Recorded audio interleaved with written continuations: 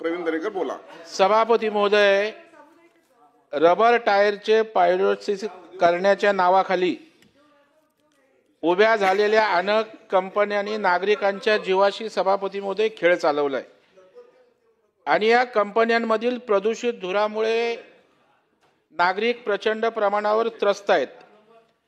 सभापती महोदय, प्रदूषण नियंत्रण मंडळाच्या नियमावलीची ऐशी तैशी वाडा तालुक्यात त्या ठिकाणी 60 कंपन्यांनी केलेली आहे आणि याची तपासणी करण्याचं सभापती महोदय या ठिकाणी सांगितलेलं आहे.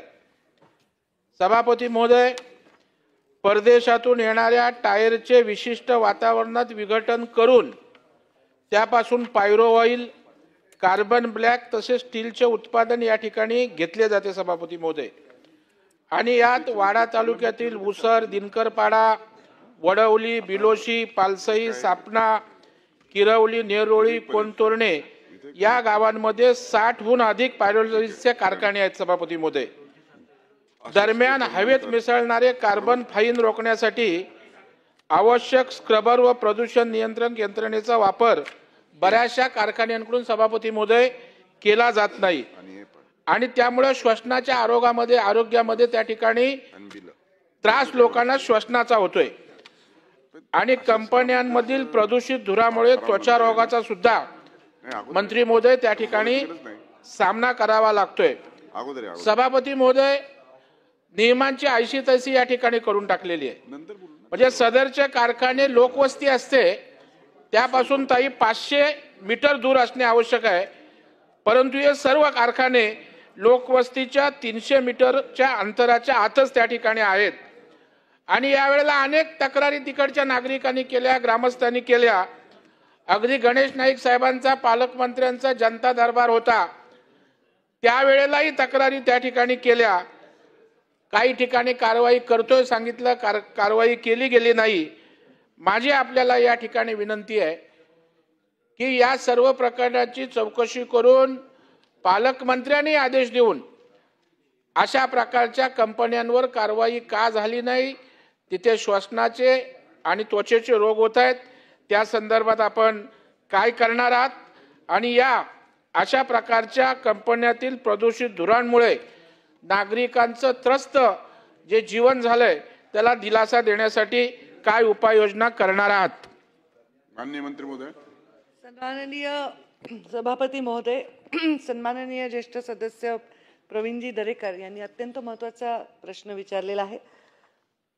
या प्रश्नामध्ये टायरच्या या व्यवसायामुळे पायरोलिसिसमुळे प्रदूषण होऊन नक्कीच निश्चितच नुकसान होतं अशा प्रकारची भूमिका त्यांनी मांडलेली आहे.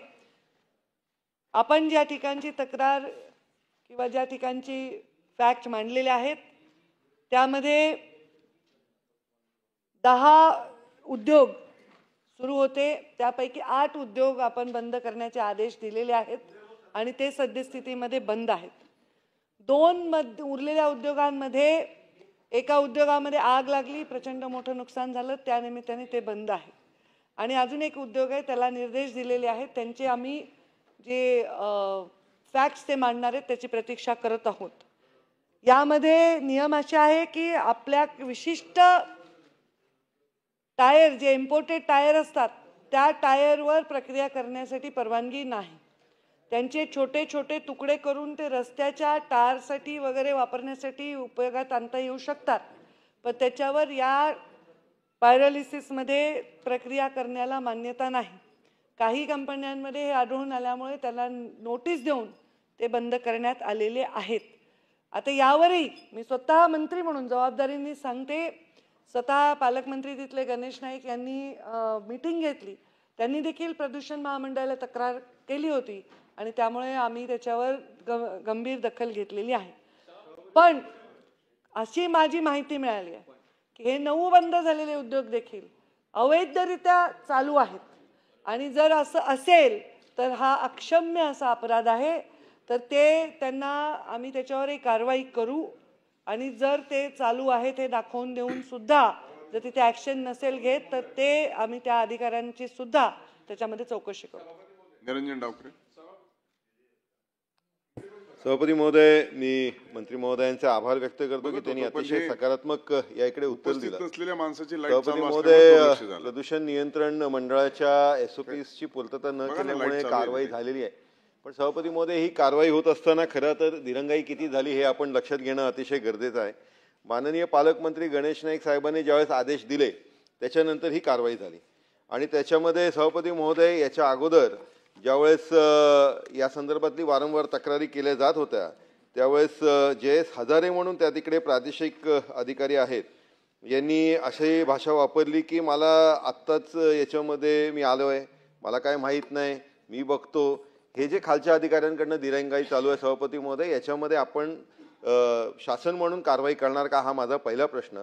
सभापती महोदय, दुसरं उत्तरामध्ये जे याकडे लिहिलेलं आहे की आरोग्य केंद्र कुडूस कार्यक्षेत्रामध्ये हे सगळं येत असून इकडच्या ग्रामपंचायतीच्या हद्दीमध्ये प्राथमिक आरोग्य केंद्राच्या ठिकाणी उपचाराकरिता आलेले जे रुग्ण होते त्याच्यामधनं यांना त्या तिकडचे जे डॉक्टर आहेत त्यांनी असं सांगितलं की या इंडस्ट्रीजमुळे हे झालं नाही, याच्यामुळे कुठेतरी खालचे अधिकारी पण या इकडचा हा जो आरोग्य केंद्रावरचे जे डॉक्टर असतील हे ज्या गोष्टी लपवत आहेत यांच्यावरही कारवाई शासन म्हणून आपण करणार का, हा माझा दुसरा प्रश्न सभापती महोदय. मंत्री महोदय,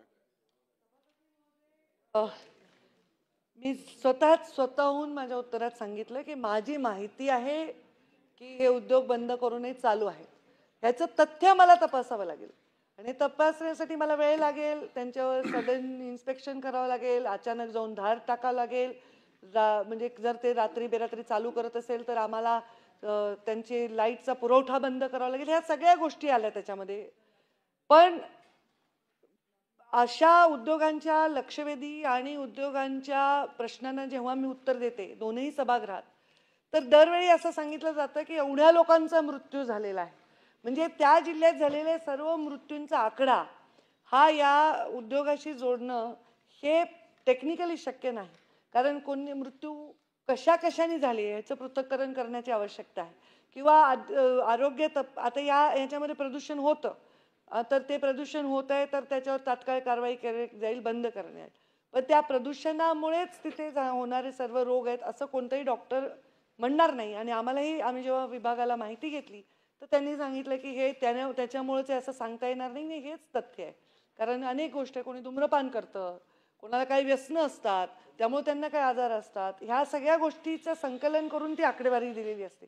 त्यामुळे त्याला डायरेक्ट मला तसं म्हणता येणार नाही, दुसऱ्या विभागाच्या अधिकाऱ्यावर तसं कुठलंही तथ्य रेकॉर्डवर नसताना कारवाई करता येणार नाही. पण सन्माननीय निरंजनजी डावकर यांनी सांगितलं त्याप्रमाणे जर कोणते अधिकारी त्या माझ्या पर्यावरण विभागाच्या याच्यामध्ये म्हणजे टाळाटाळ करत असतील तर नक्कीच त्याची गंभीर दखल घेतली जाईल. भाई जगताप.